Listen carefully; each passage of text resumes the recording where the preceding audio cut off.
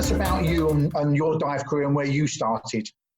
Yeah, sure. So I don't want to bore people with an overlong history of me, because we want to actually talk about the diving topic itself. But as a brief kind of snapshot of my role in diving, probably about 20 years ago or so, I had my first few dives and just got the bug, carried on through the various continuing education courses, and eventually about 15 years ago found myself as a dive professional. And it led me, I'm very sort of proud and lucky to say, to working in various parts of the globe, both running dive centres, training divers, working on various liveaboard boats in different parts of the world. Eventually, I think about 9 years ago, I might be slightly wrong, I haven't checked my certificates recently, I was made a master instructor, so I was then able to help instructors to become instructors and coach professional candidates. Was that by accident, Marcus, that you started going aboard a liveaboard, or did something happen with an interview, or did you plan that way forward? Well, I think if you speak to a lot of people in the diving industry, sometimes they end up in it by accident. And for me personally, my route towards becoming a professional full-time was really that I was enjoying teaching in my spare time, weekends and evenings. And I just had a change in personal circumstances. And combined with that, I was offered a job to go and work in Cyprus back in about 2007, 2008, I forget the exact year. And one thing sort of leads to another, where you go and work in a different environment, you gather experience and knowledge, and you enjoy it. And if you're reasonable at what you do, you then get offered other roles. You then have that on your resume, just as you would in any other industry. So I found that then I ended up working in Thailand, for example, on different liveaboard boats and for different dive centres. And also in the summer season in the UK, I would work up at Scapa Flow and work with the guys up there. So I kind of got the best of both worlds. I was quite lucky in that happened quite naturally and organically. And it wasn't something I specifically planned. It was just the way life turned out at that stage.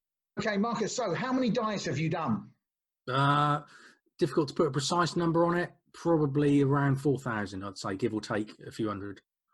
Cool. Okay, so what's the best thing about scuba diving?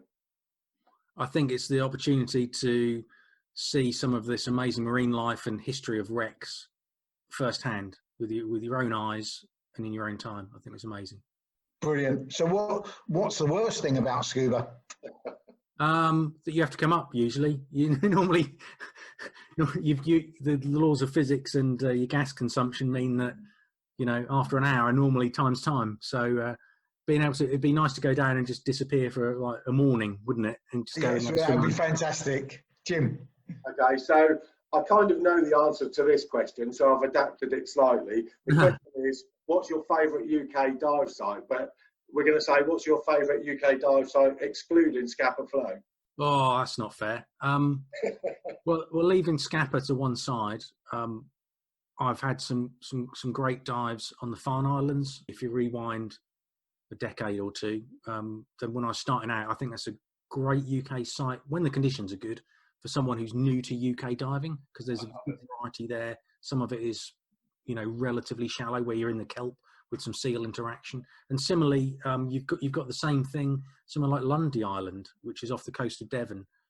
It's really tiny islands, like Craggy Island and Father Ted, and around the outskirts of that, there's some amazing stuff too. So either one of those two.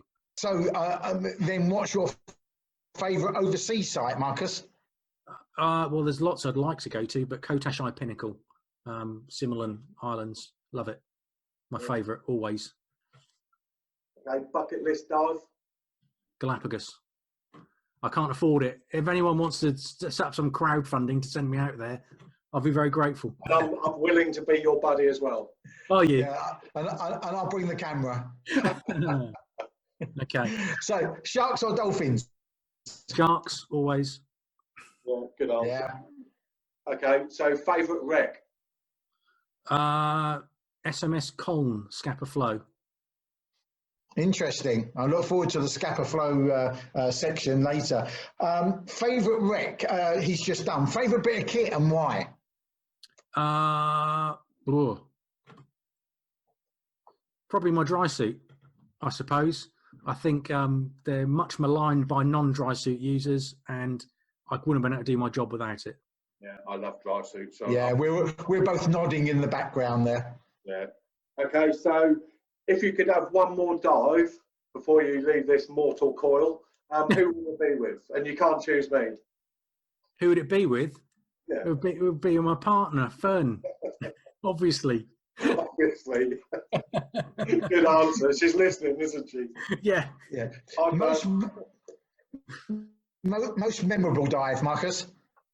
Again, Kotash Eye Pinnacle. I was lucky and just dropped in the middle of a big ball of barracuda, and then a whale shark and a manta ray swung into view.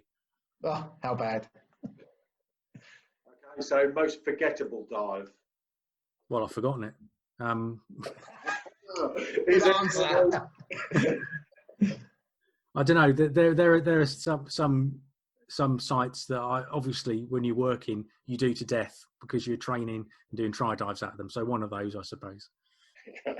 All right. So to end the final question, what would you say, Marcus, would be the best way to encourage more people into diving? I think just to experience it for themselves.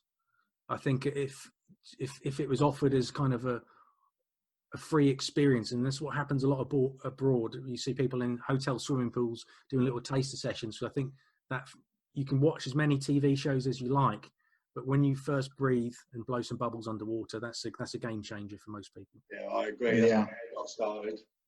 Yeah, absolutely. Have a go. You know, for anyone that thinks they might like it, start maybe with just a snorkel, and if you like snorkeling, you're going to love diving. Yeah, exactly. Yeah.